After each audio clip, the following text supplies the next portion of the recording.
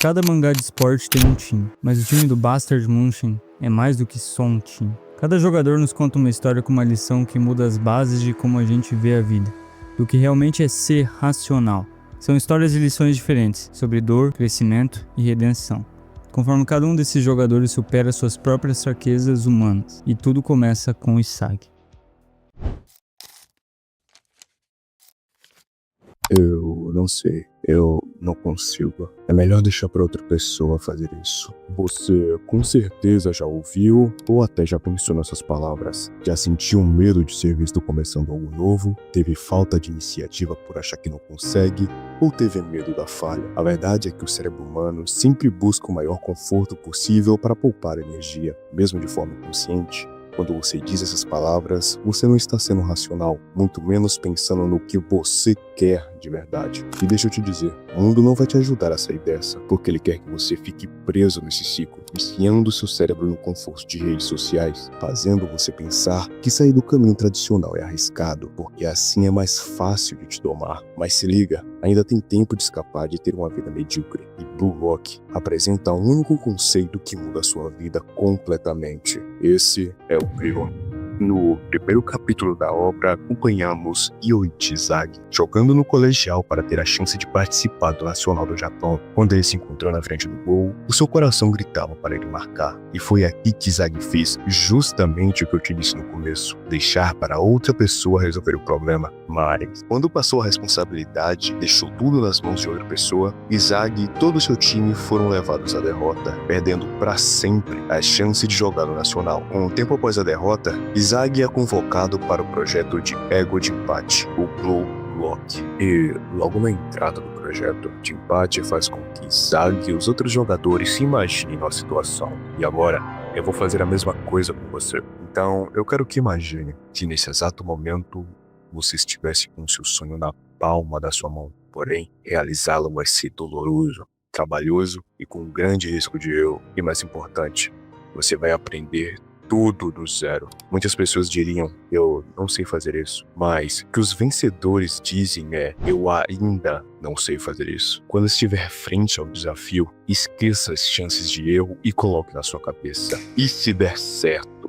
Esse é o conceito de Brio. A consciência de que não há nada no mundo que um homem fez e você também não consiga. Um parente conseguiu passar no concurso difícil, você também consegue. Um cara saiu da pobreza extrema para se tornar um astro do futebol, você também consegue. Porque aquele cara é feito de carne, ossos, cérebro e coração. E tudo isso você tem, e o resto depende de sua iniciativa. É justamente aqui que Blue Lock brilha, o conceito de ego que se assemelha ao Brio, a indignação de não saber sobre ou não conseguir fazer algo, mas não aceitar ficar estagnado e buscar aprender. Por exemplo, que um homem há centenas de anos atrás, praticamente a partir do nada, conseguiu fazer grandes projetos e inovações. O que impede de você fazer o mesmo? Pensa comigo, se pedissem para você, uma pessoa comum, construir um celular do nada, você acha que conseguiria? A maioria diria que não, mas alguém há muito tempo e com muito menos informação disponível, conseguiu criar um dispositivo assim. Então,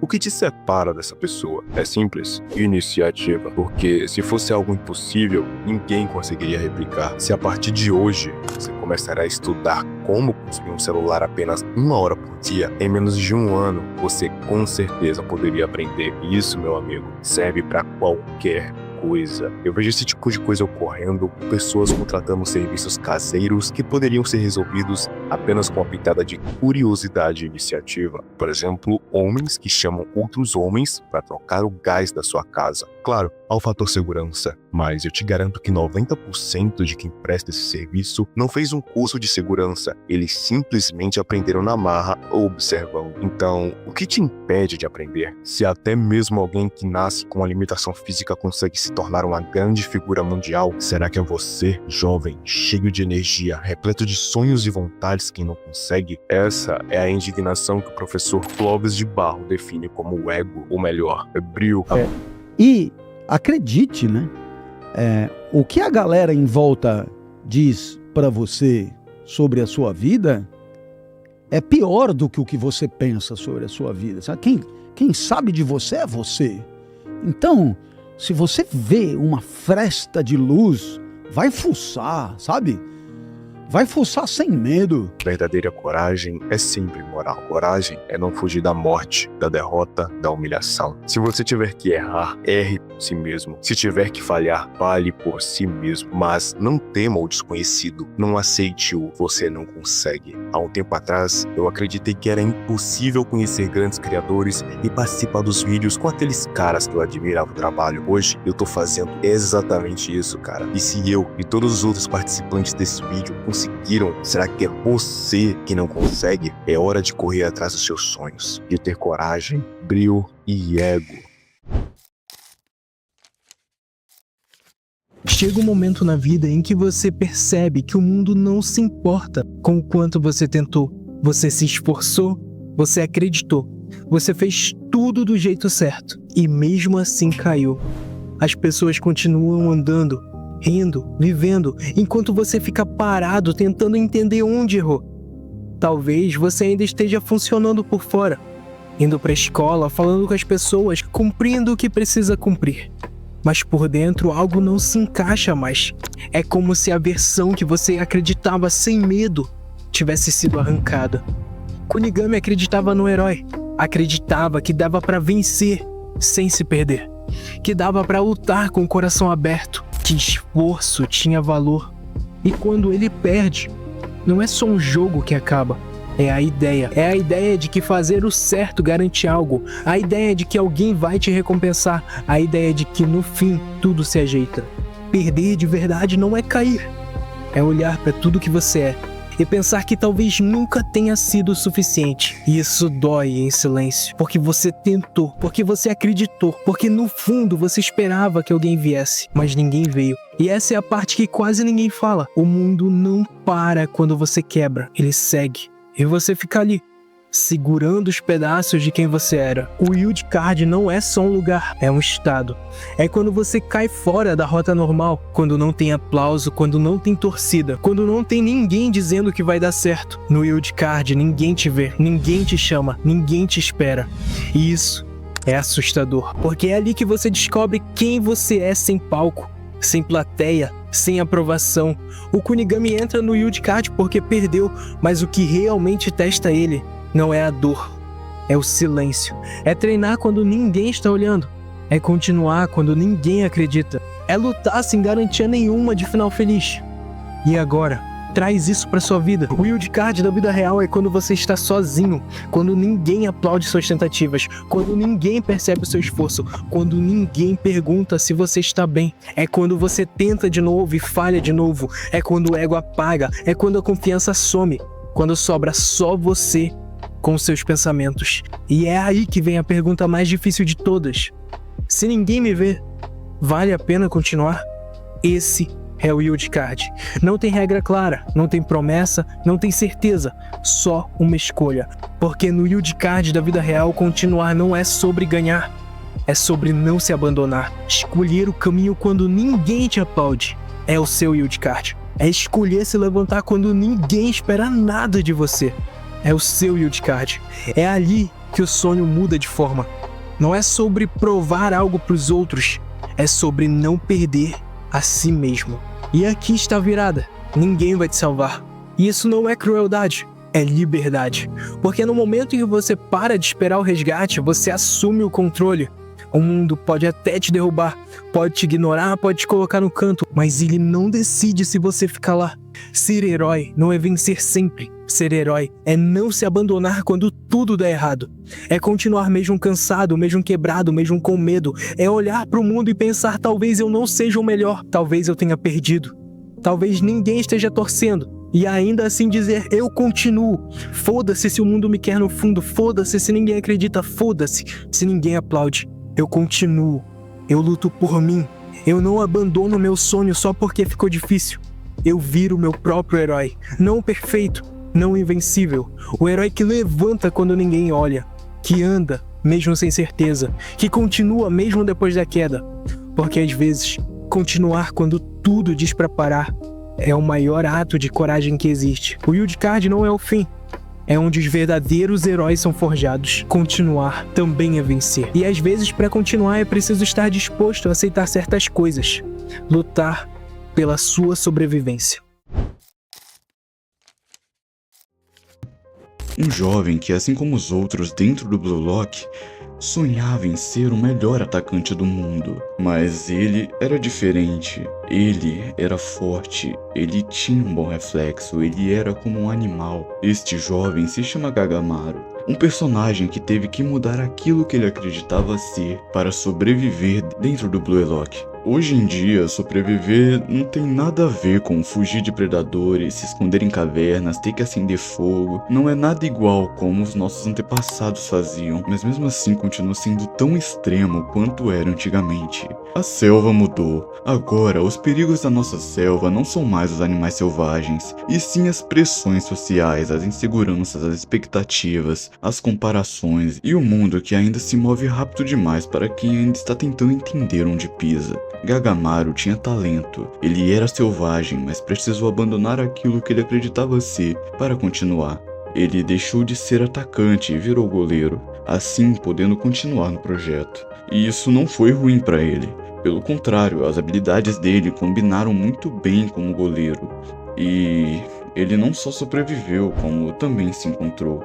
Nós humanos sempre precisamos nos adaptar para sobreviver. E isso é natural, não tem jeito. O problema é que atualmente muitas dessas adaptações estão acontecendo de forma silenciosa, automática e algumas vezes destrutiva. As pessoas não estão mudando porque querem, elas estão mudando porque sentem que se não mudarem, serão engolidas. Isso tem efeitos bons, ruins e profundos. Hoje a sobrevivência é pressão. Pressão para ter sucesso cedo, pressão para ser perfeito, pressão para não ficar para trás, pressão para ser visto, pressão para não decepcionar. Essa pressão faz muita gente tentar se construir sobre padrões que não tem nada a ver com quem realmente são. É como se a pessoa estivesse sempre com medo de ser a próxima a cair, perder oportunidades, ficar irrelevante, ser esquecida e fracassar. Esse medo silencioso muda comportamentos. Gera ansiedade, gera insegurança, gera comparação excessiva. Faz você sentir que talvez apenas ser você mesmo não é o suficiente. E isso é doloroso. Às vezes a adaptação vira algo como um autoabandono. As pessoas mudam tanto para caber no mundo e acabam deixando de caber nelas mesmas. Elas fingem estar bem para não parecerem fracas, trabalham até a exaustão com medo de serem substituídas, se forçam a ser sociáveis quando estão quebradas por dentro, se comparam tanto que perdem completamente a noção do próprio valor. Cortam partes de si mesma para se encaixar no que esperam delas. Esse tipo de sobrevivência cria cascas grossas, egos super protegidos, máscaras que pesam mais do que qualquer armadura. E quando isso acontece, sobreviver deixa de ser apenas adaptação e passa a ser sofrimento. E por que isso acontece? Porque sobreviver não deveria custar sua identidade. Mas nem toda mudança é ruim. Existe um lado tão real quanto negativo. A sobrevivência também nos torna mais fortes.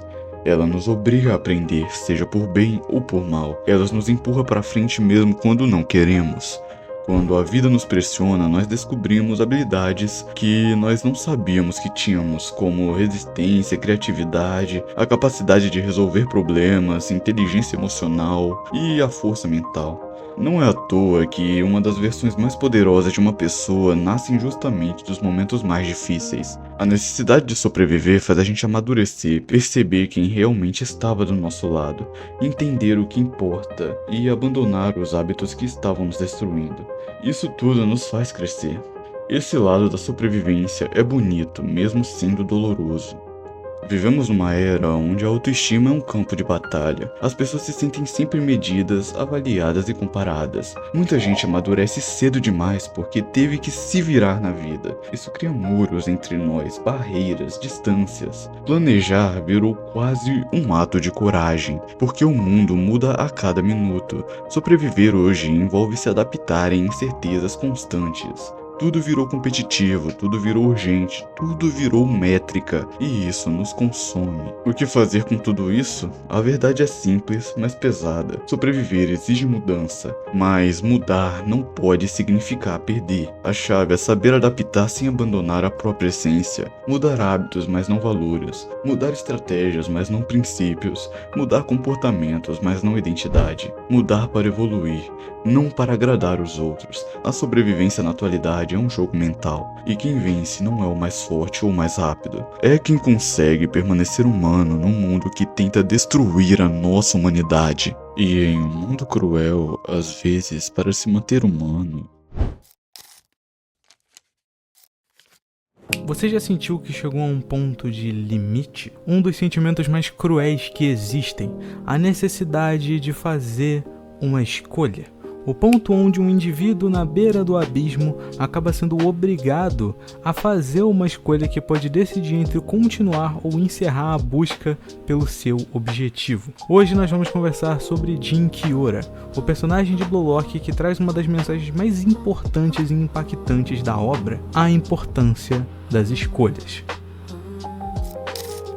Jin Kiora nasceu em um ambiente difícil, na verdade sua vida por si só sempre foi um cenário difícil. Teve baixas chances de sobreviver em seu nascimento devido a uma gravidez de risco e dentro de sua casa, enquanto crescia, teve que observar brigas constantes de seus irmãos que constantemente pediam pela ajuda de Kiora. Essas situações, esses pequenos eventos criaram nele um instinto de vida ou morte, uma capacidade especial de detectar momentos que ele apelidou como limites.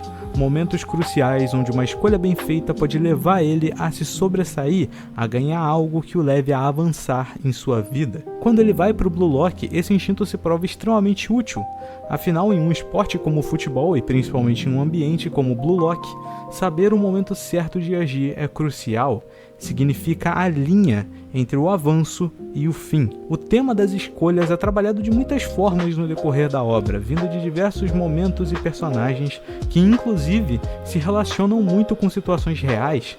Momentos como o limite onde Kaiser entrega o seu império atual em busca da evolução, ou o limite que Izag chega ao escolher se dirigir na direção certa da bola para extrair o potencial máximo da sorte no final do jogo do Sub-20. Esses e muitos outros são excelentes exemplos de como o tema de escolha é apresentado durante a obra. Esses personagens fazem boas escolhas e por isso conseguem prosperar, conseguem evoluir e atingir um passo além nas suas jornadas. Tudo pois conseguiram dar um passo à frente quando se viram em um limite, quando se viram em um ponto de escolha obrigatório. Quando se observa cenas como a ação do Kiora no jogo de Bastard vs PSG, é possível ter uma dimensão ainda maior do quão importante é tomar uma boa escolha no momento certo. Quando a partida começa, o Kiora se enxerga em um limite. Não havia jogado nenhuma partida na liga até agora, e nesse jogo seria sua última chance de provar o seu valor e não ser eliminado do Blue Lock. Quando ele entra em campo, ele acaba passando desapercebido por um bom tempo, por um motivo óbvio, ele não teve espaço. Até agora, o Kiora era só uma sombra no campo, ofuscado pelo brilho dos grandes do Bastard, Izag e Kaiser. Mesmo nesse estado desesperador, nesse ambiente hostil, o limite mais absurdo onde ele poderia estar, o ponto onde ele poderia ter sua carreira arruinada, ele não se desespera. O Kiora apenas se mantém concentrado e focado, observando com atenção todo o cenário ao redor dele, procurando por apenas uma coisa: o momento certo de fazer a sua escolha. O último pedaço que falta para executar sua primeira e última ação na partida. E essa frieza, essa calma, esse foco é o que falta na maioria das pessoas quando se enxergam em situações semelhantes à do Kiora. Limites, beiras do abismo são difíceis de superar. São pontos de dificuldade extrema, porque colocam à prova toda a sua habilidade e aprendizado até o momento. Mas o grande segredo por trás desse instinto de vida e morte do Kiora não é nada sobrenatural. O que ele nos ensina acerca disso é que a calma e o foco nesses momentos são essenciais. Não se jogar de forma cega, mas sim ter a resiliência de observar todos os ângulos da situação e poder pensar, mesmo que de forma rápida, o que eu posso fazer, como eu posso sair por cima dessa situação e usar ela para evoluir. Os limites não assustam o Kiora, pois ele sabe o que fazer quando se vê frente a um deles. Quando ele se vê no impasse do jogo do Bastard e do PSG, ele sabe o que fazer frente à ideologia dele. Por isso, ele opta por escolher passar a bola para o Kaiser, o que acaba ocasionando em um gol para o time do Bastard. Essa ação pode ter sido pequena, mas ela resultou em algo grande e que marcou o nome do Chiora, o que o salvou da destruição e o ajudou a dar mais um passo à frente. Afinal, foi graças a esse passe que ele conseguiu ir para a Copa do Mundo Sub-20. Situações como a de Jim Chiora podem parecer assustadoras para qualquer um, e eu não te culpo também por pensar dessa maneira. Afinal, ser obrigado a tomar uma iniciativa é difícil, ainda mais em situações importantes. Mas lembre-se, o primeiro passo é sempre o mais assustador. Quando estiver frente a um limite, a um ponto de ruptura em que tomar uma escolha seja algo inevitável, observe tudo ao seu redor. Pense em cada ação, cada ângulo que você possa não ter visto com calma e finalmente faça a sua escolha. O mundo pertence aos que não hesitam, aos que se veem no limite e ainda assim são capazes de seguir em frente. Faça a escolha certa, a escolha que pode trazer a sua evolução e a sua glória.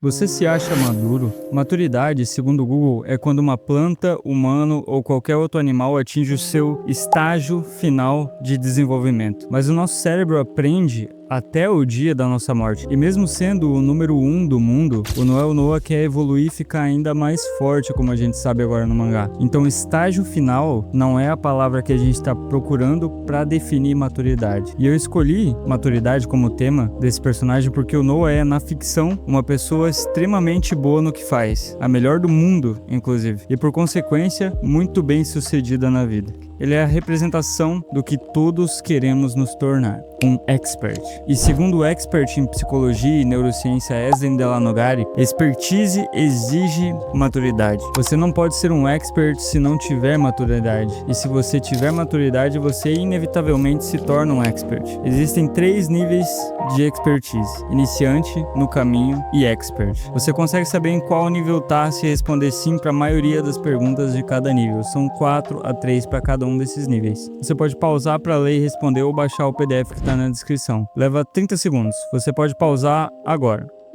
E aí, você se acha uma pessoa madura? Pare com esse hábito de rebaixar os outros, Kaiser. É imaturo. Quando nascemos, nos importamos com tudo e todos. À medida que envelhecemos, nos importamos cada vez menos com algumas coisas. Mas algumas pessoas demoram para acordar para a vida, principalmente as que não enfrentaram um nível ótimo de estresse. E com estresse, eu quero dizer responsabilidades. Noel Noah, como cresceu nos subúrbios da França, cercado de violência e crimes, enxergava desde cedo que tinha responsabilidade de se tirar dali. Por isso ele focou no futebol, tá ligado? Segundo Mark Manson, maturidade é o que acontece quando aprendemos a ligar só pro que vale a pena. Agora, o interessante é que o autor de Blue Lock não mostra Noel Noah como o mais maduro da obra, e sim como o mais egoísta. E dadas as ações dele na obra, que eu vou evitar dar tanto spoiler aqui, porque se você não leu o mangá, vale a pena pra caralho ir ler o caralho do mangá. Ele é uma pessoa boa, mas ele também é um cuzão, velho. Se o Ego quer criar o maior atacante do mundo, ele quer criar o maior expert em futebol do mundo. Então ele tá, sem querer ou querendo, né, porque o Ego é foda pra caralho, ele tá aumentando o nível de maturidade dos meninos.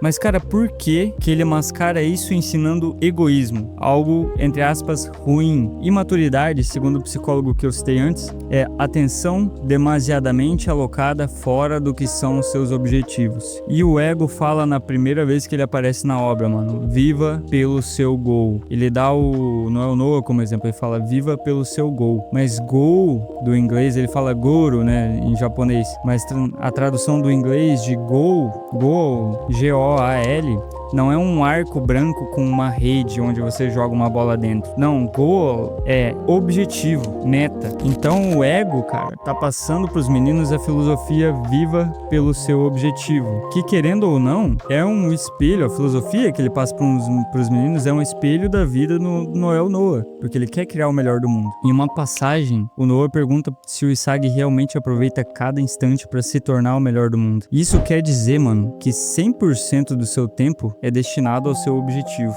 Qualquer outra coisa, pro Noah, recebe um não. E sabe como seus amigos chamam isso, cara? Cozice. A obra mascara a filosofia viva pelo seu objetivo, seja maduro, diga não, com algo radicalmente negativo, como seja egoísta. Porque é exatamente assim que o seu círculo próximo vai te ver conforme você amadurece. A maturidade do cérebro humano acontece em média aos 25 anos. É quando o córtex pré-frontal termina de se desenvolver. Então a gente está totalmente maduro, entre aspas, quando a parte racional do nosso cérebro termina de se desenvolver. Maturidade e racionalidade são a mesma coisa. E a função do córtex pré-frontal é, presta atenção, fazer a coisa difícil quando é o certo a se fazer. Vou falar de novo para você entender. Fazer a coisa difícil quando é o certo a se fazer. E isso é, em última instância, mano, falar não. Tanto para os outros quanto para si mesmo. O não que um atacante dá quando lhe pedem para passar ao invés de chutar, que é o exemplo que o Ego dá no começo do anime, no cérebro é o mesmo não para uma bebedeira em prol de treinar no outro dia, assim como também é o mesmo não que você dá para si mesmo quando você quer comprar alguma coisa em prol de guardar dinheiro para algum objetivo. Seguindo essa lógica, mano, Noah, o melhor atacante do mundo, é na obra o mais maduro do mundo, o mais racional. Por ser mais maduro, ele é o mais racional. E por ser o mais racional, ele é o que mais teve que falar não.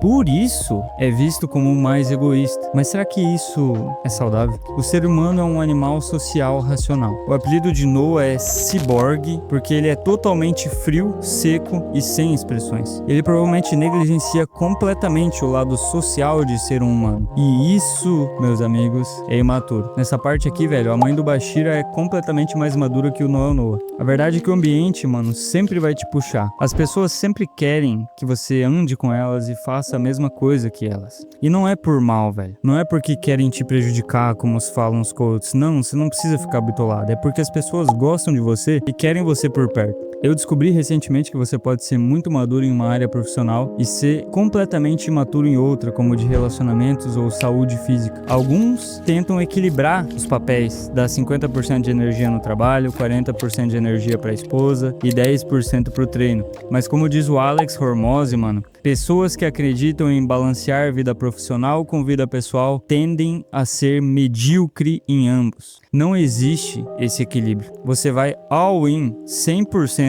no trabalho, na hora do trabalho. Então você vai all in 100% no lado pessoal, na hora do lado pessoal, na hora da família e tudo mais. Cada área compõe parte do que é ser humano e cada área tem seu próprio propósito. Você só precisa dar o tempo certo para cada uma delas. E como disse o rei Salomão, há um tempo para todo propósito debaixo do céu. Ryoryo sempre acreditou que tinha uma missão. Desde cedo foi levado a crer que a sua existência era uma mera ferramenta. Iluminar os outros, servir de muleta, ser o ponto de estabilidade quando alguém estivesse perdido. Ele não via isso como um fardo. Pelo contrário, durante muito tempo essa era a única ficção que dava sentido à sua vida. Mas há um detalhe fatal nessa crença. Essa certeza nunca brotou dele. Ela foi injetada ali, desde o início. Tudo que definia Hiyori vinha de fora. Ele não se percebia como um sujeito que escolhia quem queria ser, mas como um objeto que precisava corresponder a uma expectativa. Sua identidade não se organizava em torno de desejos, e sim de caprichos alheios. Ele só sentia que tinha o direito de respirar quando alguém precisava dele. Só se sentia gente quando estava cumprindo um papel.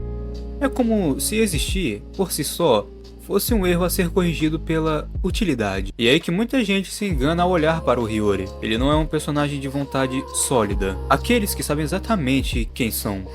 Ele é o avesso disso. Ele é alguém que se agarra à função, porque sem ela, o que sobra não é o homem, é o nada. Se você apaga essa luz, o que aparece não é liberdade, é um abismo. Um abismo que ele nunca teve coragem de encarar. Essa relação de Hiyori com o dever não é inspiradora. Ela é covarde. É uma forma de fugir de uma pergunta que sempre esteve ali, mas que ele nunca teve permissão para fazer. Quem sobra quando eu paro de servir? Para entender isso, é impossível ignorar a raiz do problema. Hiyori não nasceu oco. Ele foi vaziado. Desde cedo, viveu onde o que vinha de dentro era lixo. A casa do Zio não era um lar, era um laboratório de adestramento. Ali, a personalidade não era algo que se cultivava, era algo que se amputava para caber no molde. Os pais de Hiyori nunca quiseram saber quem ele era, apenas ditavam quem ele teria de ser. E cada vez que ele obedecia, recebeu uma migalha de aprovação. Cada vez que desviava, era podado ou ignorado. Não havia espaço para a dúvida ou para a curiosidade. Tudo o que não servia ao teatro dos pais simplesmente não tinha o direito de existir. Isso criou uma sentença devastadora. A alma não importa. O que importa é a engrenagem funcionar. Quando você cresce assim, o seu mundo interno deixa de ser um guia e passa a ser um estorvo. Emoções viram ruídos. Desejos viram distração. A própria consciência começa a parecer um defeito de fabricação a ser eliminado. É nesse cenário que a luz do Hiyori surge. Não como uma virtude ou como santidade, mas como uma estratégia de sobrevivência. Ser útil vira a única forma de comprar o perdão por estar vivo. Ser indispensável vira a única garantia que ele não será jogado no lixo. Guiar os outros, carregar os outros nas costas. Tudo isso é a justificativa de uma existência que se sente ilegítima. E pouco a pouco essa utilidade devora o que restava do eu. Por isso, Hiyori reage com tanta precisão quando o mundo exige algo. Ele é uma máquina eficiente, atenta, automática, mas quando o silêncio chega, quando não há uma ordem clara, ele entra em colapso. Não sabe o que fazer com a própria pele. Não sabe quem ele é sem um dono. Ninguém o ensinou a ser, apenas a servir. E é exatamente aqui que mora a marretada da história. A trajetória de Hiyori não é sobre encontrar um caminho, é sobre sobreviver ao peso de ter vivido um simulacro de vida, um propósito que foi imposto como pedágio para ser aceito. Quando o sentido da vida vem de fora, ela não te sustenta, ela te escraviza. Ela cria uma máscara de valor que corrói a substância por trás dela. O sujeito acredita que é importante, quando na verdade está apenas desaparecendo. É por isso que Hiyori ele não é um exemplo, ele é um alerta. Ele mostra o que sobra de um homem quando ele confunde utilidade com dignidade, quando ele troca a soberania da alma pela aprovação do público. A ironia é cruel. Hiyori sempre acreditou que a sua luz era a sua força, mas essa luz era um reflexo. Ele iluminava o caminho dos outros para não ter que escolher as trevas da própria desolação, para não encarar o vácuo que ficou onde deveria existir um homem. E nenhum troféu, nenhum aplauso consegue preencher esse buraco. Pelo contrário, o sucesso externo só ajuda a enterrar a identidade ainda mais fundo. Quando o palco muda, quando as pessoas cansam, quando ninguém mais precisa de você, esse tipo de castelo de cartas desmorona. E leva junto tudo que você achava que era. É nesse ponto que Hiyori se torna real. Não porque ele vence, mas porque ele chega ao limite da mentira. Ao limite de sustentar um personagem que nunca foi ele. A verdadeira jornada dele não é sobre se tornar um craque com uma missão. É sobre a coragem de existir sem nenhuma. É sobre aceitar que talvez, pela primeira vez, ele precise ser absolutamente inútil para o mundo, só para começar a ser alguém para si mesmo. E isso não tem nada de poético. É amargo, é cheio de insegurança e medo, mas é a única saída. A possibilidade de que a vida comece depois que a utilidade morre. A lição final do Hiyori não é sobre descobrir a sua missão, é sobre entender que nenhuma missão vale a sua anulação, que utilidade não é virtude, que aplauso não é identidade. Às vezes, o trabalho mais pesado não é salvar o mundo, é suportar o próprio silêncio, tempo suficiente para que a sua própria voz, por mais fraca que seja, finalmente comece a falar, não para os outros, mas simplesmente porque você existe. Descobrir sua missão pode ser difícil, ainda mais por si mesmo. Para fazer isso e descobrir o seu propósito, você precisa construir a sua fé.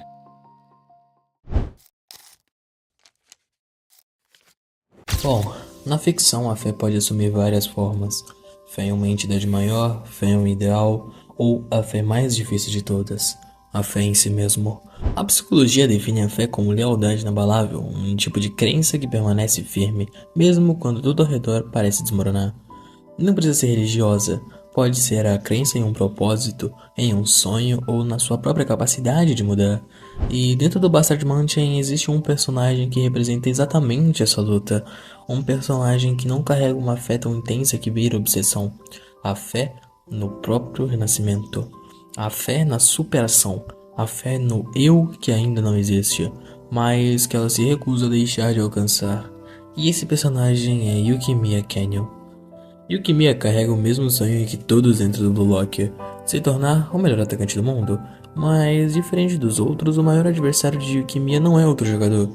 Ao perceber manchas escuras surgindo em sua visão, pontos cegos que não desapareciam, ele procura um médico. Então vem o diagnóstico: neuropatia óptica, uma doença progressiva e imprevisível, capaz de roubar sua visão por completo a qualquer momento. Não existe garantia de que ele iria enxergar o amanhã. Com essa notícia, o mundo de Yukimiya desmorona. Ele se revolta, ele questiona o destino, o do porquê que aquilo precisava acontecer justamente com ele. Porque um sonho tão grande precisava ser ameaçado por algo tão cruel. Mas é exatamente aí que algo muda. A mesma dor que poderia ter o quebrado se transforma em chama. Ao entender que seu tempo é limitado, Yukimiya passa a jogar como se cada partida fosse a última. É nesse ponto que a fé nasce. Não uma fé em milagres, mas uma fé brutal em si mesmo. Yukimiya escolhe acreditar que se ele recebeu esse fardo é porque ele consegue carregá-lo, que seu sonho não pode acabar antes mesmo de ser alcançado, que enquanto ainda puder enxergar, ele vai correr atrás do impossível.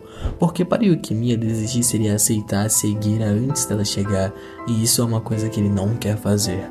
E em Blue Lock, fé não é algo bonito. Ela não é calma e nem reconfortante. Aqui, a fé se manifesta como ego, e a fé de Yukimiya rapidamente deixa de ser apenas esperança. Ela se transforma em obsessão. Yukimiya não acredita só que pode vencer, ele precisa vencer. Cada treino vira um teste de sobrevivência, cada jogo vira um obstáculo contra o tempo, enquanto os outros pensam em evoluir, Yukimiya pensa apenas em existir. E é exatamente por isso que ele entra em conflito com o próprio sistema de Blue Lock. Quando o Ego Tenpachi diz que apenas um atacante sobreviverá, quando ele afirma que sonhos serão esmagados sem piedades, Yukimiya não vê isso como crueldade, ele vê como um julgamento. Se o mundo já tentou arrancar seu sonho com uma doença, então o Blue Lock é o tribunal final. Ou ele prova que merece continuar, ou aceita desaparecer. A fé de Yukimiya não está em promessas, mas sim está em resultados. Ele acredita que se jogar bem o suficiente, se for decisivo o suficiente, se for egoísta o suficiente, o mundo será obrigado a aceitá-lo. Mas essa fé cobra um preço. Quanto mais Yukimiya acredita em si mesmo, mais ele se afasta dos outros, mais ele carrega tudo sozinho, mais ele transforma o sonho em peso, porque quando sua fé falhar, não haverá ninguém para culpar, somente ele. Yukimiya não corre contra a própria cegueira, ou contra o próprio tempo, ou contra a ideia de que alguns sonhos simplesmente não deveriam existir. E em Blue Lock, esse tipo de fé pode criar um herói ou destruir alguém por completo. A queda de Yukimiya não é o fim da sua história, ele sim é o ponto de virada. Porque a verdadeira fé não nasce quando tudo dá certo, ela nasce quando o mundo te prova que você não é invencível. Yukimiya acreditava em Deus, acreditava no destino, acreditava que podia carregar tudo sozinho, mas a vida ensinou algo mais profundo. Fé não é negar limites, é aprender a lidar com eles. Ser forte não é insistir até quebrar, mas é reconhecer quando o caminho precisa mudar. Na vida real, muita gente se vê no Yukimiya. Pessoas com sonhos enormes, pouco tempo, muita pressão e com uma voz interna dizendo: se eu não fizer sozinho, eu falhei. Mas isso é mentira. A fé em si mesmo não é isolamento, é responsabilidade. É entender que confiar no próprio sonho não significa fechar os olhos para o mundo, mas sim significa enxergar melhor. A redenção de Yukimiya acontece quando ele para de lutar contra a realidade e começa a lutar com ela. Quando ele entende que aceitar ajuda não o torna menos protagonista, mas sim o torna menos maduro. Porque Deus não nos dá um fardo maior do que podemos suportar, mas Ele também não pede que a gente carregue tudo sem aprender nada no caminho. A superação verdadeira não é vencer sempre, é continuar acreditando mesmo depois de cair, mesmo depois de errar, mesmo depois de perceber que o sonho exige mudança. E o que me aprende que fé não é cegueira, e sim a visão. É seguir em frente sabendo quem você é, o que você pode melhorar e com quem vale a pena caminhar. E essa é a minha lição final. Acredite em você. Tenha fé no seu sonho, mas nunca confunda a fé com orgulho, porque quem enxerga a própria limitação é quem um dia chega mais longe. E a fé em si mesmo, ela acaba se perdendo quando... Dependência emocional, uma das prisões mais silenciosas da mente humana. Você não percebe quando entra e quando tenta sair já está acorrentado. Ninguém representa isso melhor do que Alexis Ness. Porque o maior medo de pessoas como Ness não é perder uma partida, é perder a pessoa que dá sentido à sua existência. E no caso dele, essa pessoa tem um nome, Michael Kaiser. Eu te sigo até o fim. Quando Ness diz isso, não é uma lealdade nem companheirismo, é um desespero. Na psicologia, existe algo chamado dependência de regulação externa. É quando você precisa de outra pessoa para sentir segurança, direção validação e até mesmo identidade. E isso começa muito cedo. O passado de Ness não é sobre uma tragédia, é sobre silêncio emocional. O que vemos não é um garoto abandonado, é um garoto invisível para sua família. Esse era Ness, um garoto com magia nos olhos em uma casa que só acreditava na realidade fria e lógica. Olhem para mim, me vejam, me validem, mas ninguém olha. Por isso, sua dependência emocional com Kaiser é tão profunda. Kaiser foi a primeira pessoa a ver utilidade nele, o primeiro que não zombava da ideia de impossível. E para alguém que cresceu sendo ignorado, isso soa como magia de verdade. Kaiser ocupa exatamente o espaço que a família dele nunca ocupou, o papel de quem enxerga, o papel de quem dá propósito. E psicologicamente isso cria um vínculo chamado de apego ansioso condicionado, uma forma de dependência onde a pessoa acredita que, sem aquele vínculo, ela volta a ser ninguém. E por isso, Ness se agarra a Kaiser como se sua vida estivesse em jogo, porque emocionalmente ela está. Kaiser não é apenas seu companheiro, é a prova viva de que Ness existe para alguém. Kaiser não é o problema, a falta dentro de Ness é. E é isso que o torna dependente. Segundo o psicanalista Heinz Kohut, o indivíduo emocionalmente dependente não ama o outro. Ele ama a sensação de ser amado por ele. Ness não idolatra Kaiser pela pessoa que é, mas pela função que ele cumpre. Uma âncora emocional, um sentido para existir. Kaiser decide e Ness apenas segue. Eu não sei quem sou sem você. Ness molda sua vida, seu jogo, seu propósito em função do Kaiser. E na vida real, quantas vezes você já foi como Ness? Quando virou a sombra de uma pessoa que admirava? Quando aceitou humilhações disfarçadas de brincadeira? Quando se sacrificou para ser útil, amado e notado? E quando tentavam abrir seus olhos, você dizia: "Você não entende, ele me salvou." Mas no fundo, você sabe, ninguém te salvou. Você apenas se agarrou em quem apareceu. E é assim que nasce a dependência. Ness e Kaiser não têm uma relação de parceria, tem um pacto emocional. Kaiser precisa de alguém que doe seu talento para seu ego, e Ness precisa de alguém que o mantenha existindo. Numa simbiose assim, ninguém cresce, ninguém amadurece, ninguém se liberta. Ego e dependência são duas faces da mesma prisão. E a verdadeira lição que Ness nos mostra é: dependência emocional não é amar demais, é amar pouco a si mesmo, é acreditar que você só existe quando é importante para alguém, é entregar sua identidade em troca de pertencimento.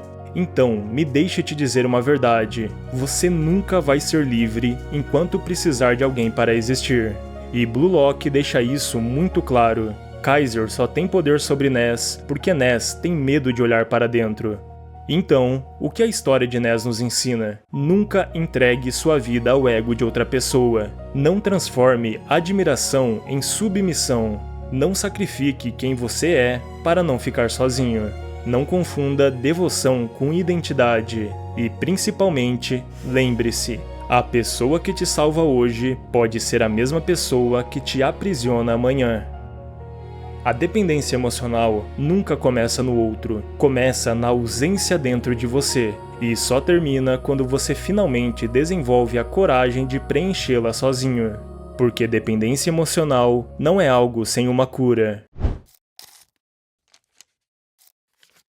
A verdade é que quem era chamado de imperador um dia já esteve muito abaixo. A melhor palavra que define o Kaiser atualmente é redenção. Mas antes disso, temos que explorar a história do imperador. Porque toda história de redenção tem um antes, cheio de erros, falhas e escolhas ruins. Quando o Kaiser teve a oportunidade de mudar sua vida miserável, ele deu o seu máximo e se destacou. Construiu um império em cima dos corpos de seus adversários. E assim como seu pai, ele se sentia bem em machucar as pessoas. Ele entendia que às vezes, algumas pessoas são tão machucadas que só conseguem se sentir vivas machucando as outras. A cada sonho e a cada pessoa que o Kaiser esmagava, ele se sentia mais humano. Mas a busca por humanidade se torna uma causa perdida quando você não reconhece que o outro também é humano.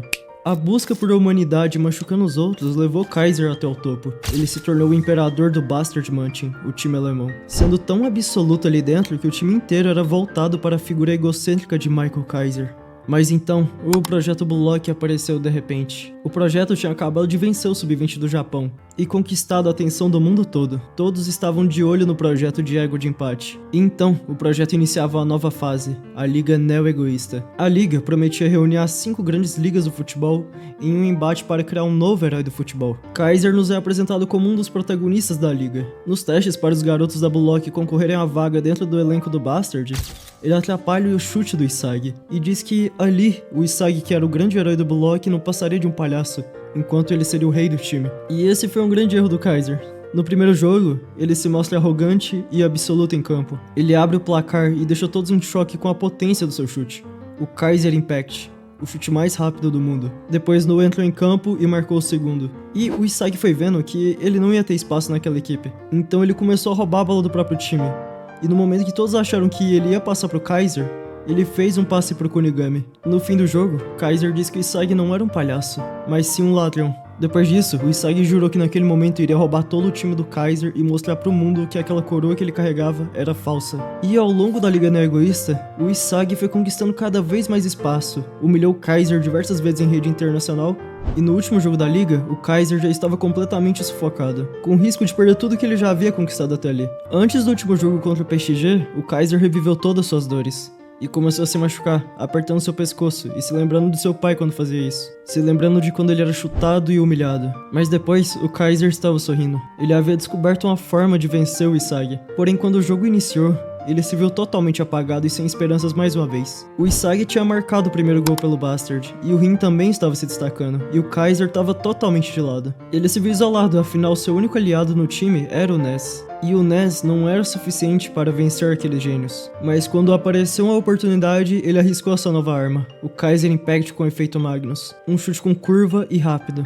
Mas houve um problema, ele chutou a bola em movimento e não conseguiu controlar o efeito do chute. O Kaiser isolou a bola, e ninguém acreditou no que aconteceu.